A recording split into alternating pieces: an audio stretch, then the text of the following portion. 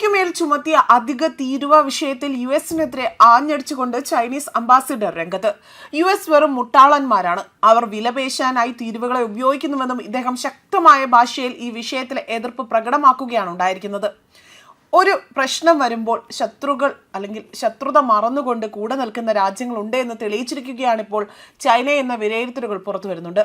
അതായത് ഇന്ത്യക്ക് ഒരു പ്രശ്നമെന്ന് കണ്ടപ്പോൾ ചൈന എല്ലാം മറന്നുകൊണ്ട് ഇന്ത്യയെ പിന്തുണച്ച് സംസാരിക്കുകയാണ് ഉണ്ടായിരിക്കുന്നത്. കഴിഞ്ഞ ദിവസം ചൈനീസ് വിദേശകാര്യമന്ത്രി ഇന്ത്യ സന്ദർശിച്ചിരുന്നു. ഇതോടെ തിരക്കിട്ട ചർച്ചകളും നടക്കുകയാണ്. കാരണം ചൈനയുമായി അതിർത്തി തർക്കം തുടങ്ങി നിരവധി പ്രശ്നങ്ങൾ അഭിമുഖീകരിക്കുന്നുണ്ട്. ആയതിനാൽ തന്നെ അവയൊന്നും തന്നെ എളുപ്പത്തിൽ തീരുന്നവയല്ല.